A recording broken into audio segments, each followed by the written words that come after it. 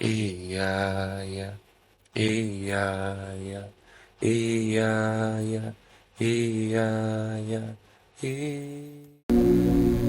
Why is it that anytime you see people oppressed, you are not happy? People are oppressed, and you take them to a service. You say, Apostle, I don't know why this person has a spirit. Cast it out, cast it out. Actually, the reason why that thing is bothering you is because you are in line in the same process. But because it's not activated in you, the best you can do is to be touched by the feeling of their infirmities. It's the same thing that oftentimes you are angry. Why are people not praying? Why are people not being spiritual? Why are people drinking here? Why is this happen? Why? It's because you are supposed to activate yourself in line with that to fulfill it. You are in a church and you are wondering, why is the doctrine like this? Why are they stopping this? Why are they doing this? Why are they? It's because you are called to bring the change. Until you do something about it, nothing can be done. This is how this thing works, and that is the reason why for us to fulfill purpose, you must be willing to take the risks. Take the risks to be wrong in the sight of men, because many more times to be right with men means to be wrong with God, and to be wrong with men means to be right with God. And that's the reason why oftentimes anytime you want to do something that is of God, resistance comes from left, right and center. Everybody begin to tell you, no, it's wrong, you are not supposed to do like that. Why is it like that? Why are they interested in it? It's because there is something there, and that is the thing that brings you joy. That is the thing that makes you happy. Nobody cares when people are smoking and drinking. Nobody cares when an armed robber rob a place. But everybody cares when a son of light rise. Why? It's because anything in line with purpose provoke the enemy. Anything in line of purpose attract attack. So be ready for it. Like I said, everything in life makes sense when it's connected to purpose. Everything in life makes sense when it's connected to purpose. You will not know why you love children so much. You don't have children, but you carry many people children to your house to go and stay with them. In fact, a woman loves children so much that she's stealing children. For what? Just to take care of them. You have a children ministry. You are into the care ministry. You need to understand that that is your own. You love to give until you give everything. They have to beg you, please stop giving, it's too much. There is the calling of Tabitha. There is that calling of Cornelius in you. Everything in life makes sense when it's connected to purpose, and your make sense. Your purpose makes sense when your calling is understood. You serve your purpose through your career, through your skill, through your talent, through your ability. And like I said, you serve God and you serve men. And whether you like it or not, you are measured by your fulfillment in your working with God when purpose is in view. I realize that anytime a man works in purpose, he adds value to other people. When you don't work in purpose, you become a liability to others. You need to understand your assignment for you to be able to work in purpose. What is your assignment? What are you called to do specifically? What are you called to do? What is that thing that you can do without grudging, without insulting, without talking?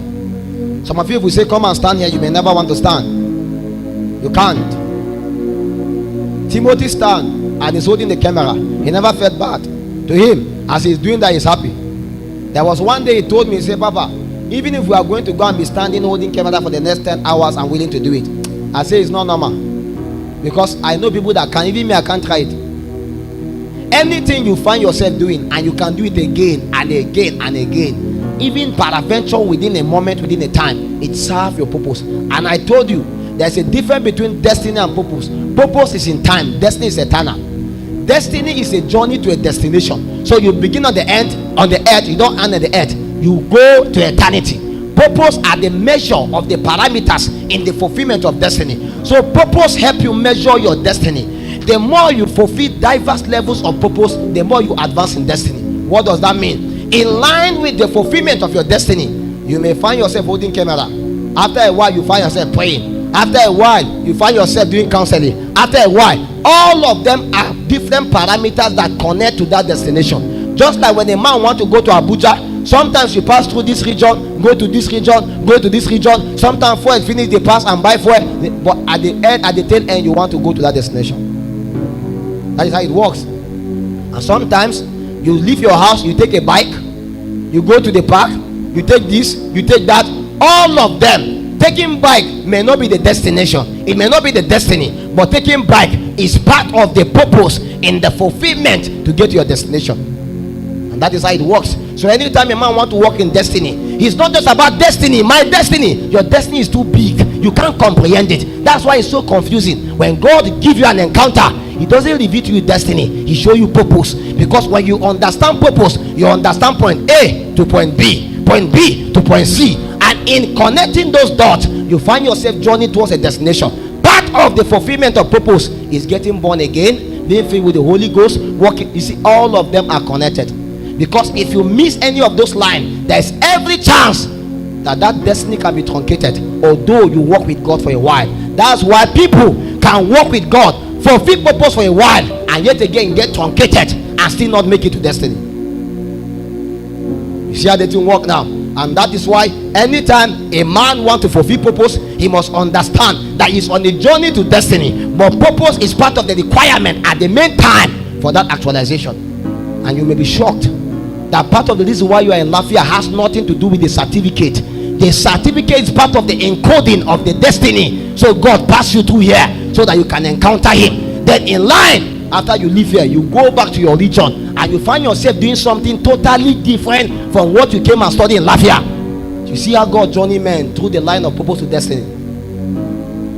I don't know why I find myself in Zaria and I find myself among the people. I don't know why I find myself praying. I don't know why I find myself here, but everything together sum up to bring me to this point. And that is how the mystery of the politics of God, that how when God wants to advance a man's life, he passes him through here, through here, through here, and many of those things may not make sense, but all of them connect to purpose.